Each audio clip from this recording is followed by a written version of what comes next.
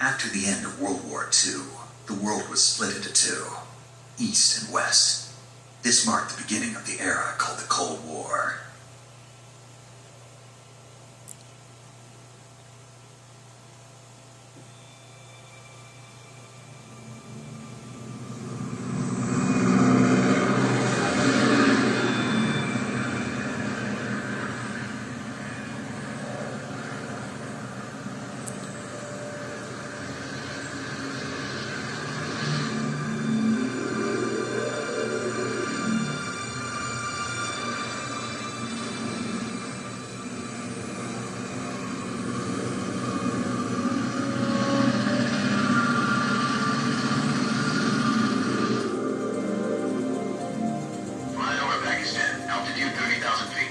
Approaching Soviet airspace.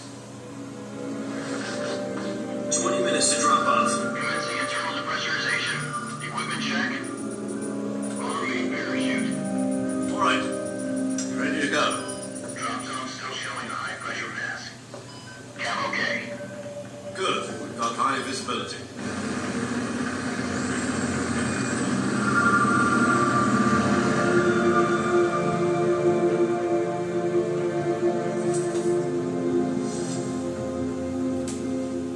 Cigar.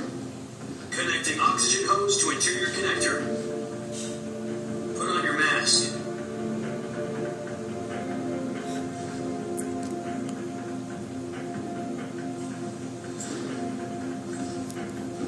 Does this panty waste know what he's doing? Approaching release point. 10 minutes to drop off. Hey, are you deaf? He said put out the cigar and put on your mask.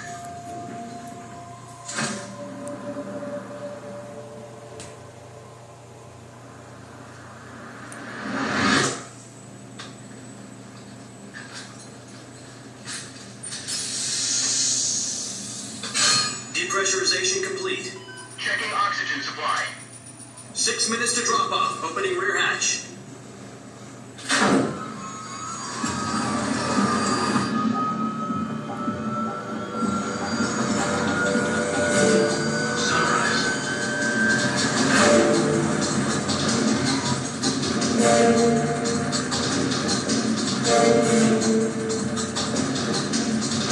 External temperature minus 46 degrees Celsius. 2 minutes to drop off. Stand up. You'll be boarding at 150 miles per hour. Try not to get frostbite from the wind chill. 1 minute to drop off. Move to the rear. Activate the oil bottle. This is one for the history books. World's first halo jump. 10 seconds to drop off. Stand by. Status okay. All green. Prepare for drop off. Countdown. 5, 4, 3, 2, 1. Spread your wings. Super fast. God be with you.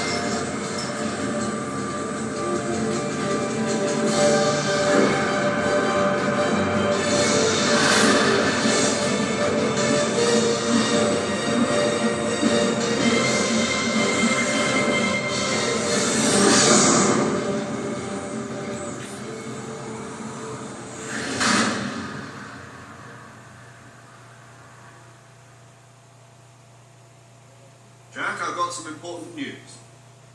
The head of the CIA has finally given us the green light for the virtuous mission. Virtual mission? No, the virtuous mission. The future of our Fox unit depends on it. If it succeeds, we'll be officially organized into a unit. Virtuous mission? Sounds like some kind of initiation ritual. Don't get cocky, this isn't a training arm. Right. So what exactly is this wonderful mission? Well, about 2 years ago, a certain Soviet scientist requested asylum in the West through one of our moles. His name is Nikolai Stepanovich Sokolov. He's head of the OKB 754 Design Bureau, one of the Soviets' top-secret weapon research facilities, and the East's foremost expert on weapons development. Sokolov? Isn't he that famous rocket scientist? The very same. On April the 12th, 1961, the Soviets achieved the first manned spaceflight in history. The Earth was blue, but there was no God.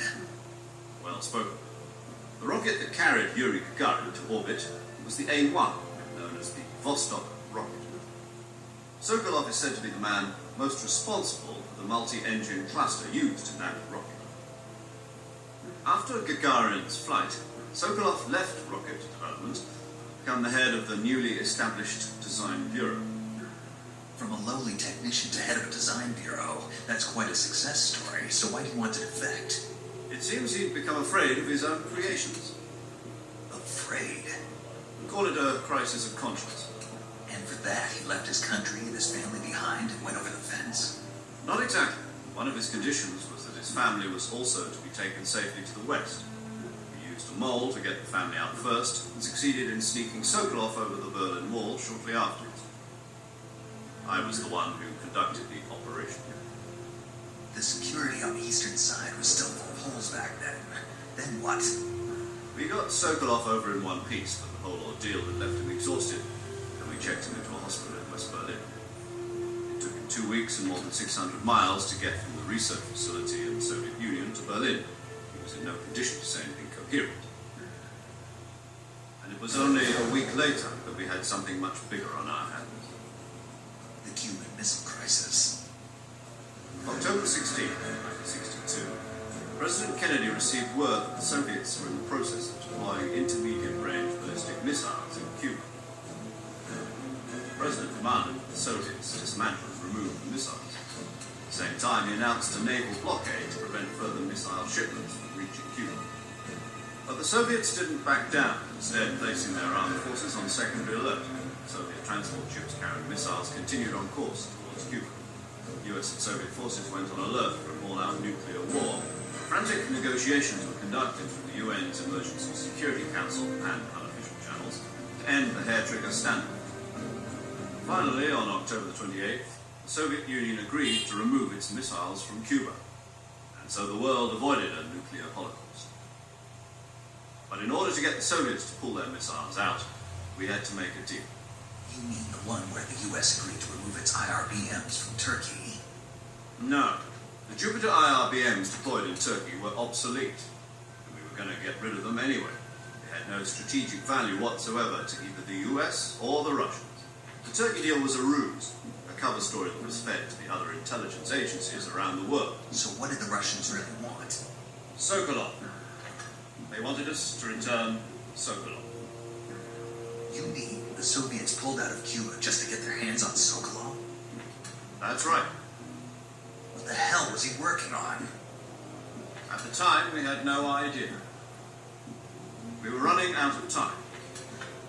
It was either give up Sokolov or risk full-scale nuclear war. In the end, we had no choice. President Kennedy gave in to Khrushchev's demand. The next day, I got Sokolov out of the hospital, handing him over to agents on the eastern side. Sokolov kept on screaming, "Save me," until he disappeared from my sight.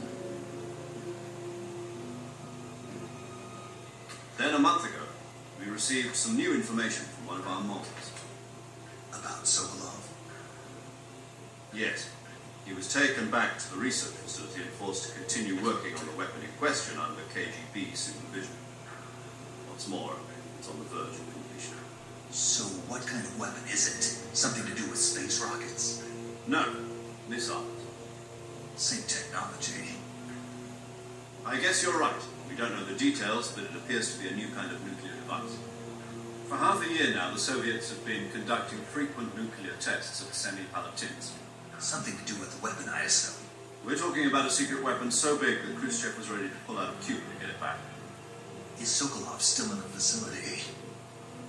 No. According to our intelligence, he's in Selino-Yatsk, a place in the mountains about 3 miles to the west that's known as the Virgin Cliffs. The Virgin Cliffs. Nice name for a virtuous mission. They moved him there just recently. Why? Apparently, they're conducting a field test of the weapon, but it's our best chance to get him back. This mission would never have been possible if he was still in the research facility. This is our last chance. Sokolov must have known that too when he contacted us.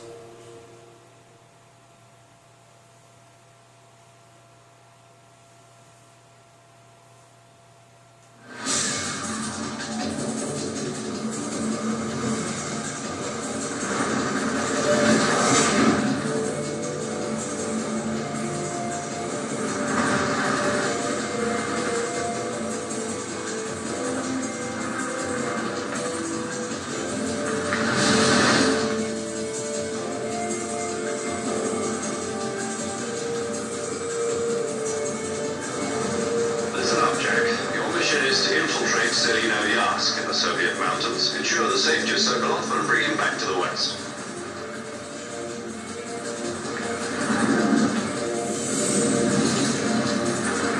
If we don't get Sokolov back before that weapon is complete, we'll be facing a major crisis. The clock is ticking.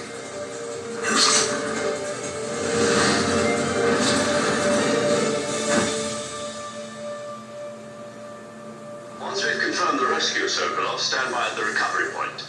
A recovery balloon will be dropped at that point. Helium will be pumped into the balloon to inflate it. The process takes about 20 minutes. Once it's complete, the gunship's arm will latch onto the balloon and pull it up. The full surface-to-air recovery system. I'm familiar with the theory. Take it easy. It's been combat-proof. Do you think Sokolov is up to it?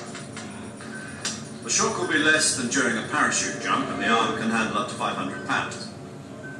So you're planning on going over the border in a single combat talon? She's equipped with two 6-barrel 20mm Vulcan cannons, as well as two 40mm machine guns. Sounds like she could hold her own against a battalion of tanks. Even with the fuel in the reserve tank, we're facing a 4-hour time limit. If all goes well, it shouldn't take more than a few hours. Home in time for dinner. But if anything goes wrong, you'll be eating dinner, breakfast, and all the rest of your meals in the jungle.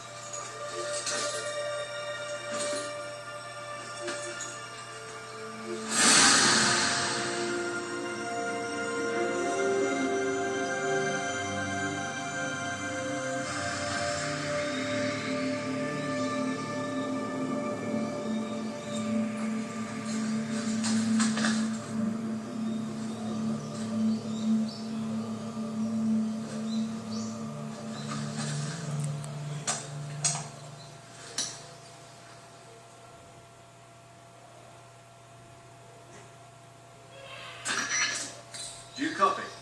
You're already in enemy territory. Somebody might be listening in. From here on out, we'll be using code names to refer to each other.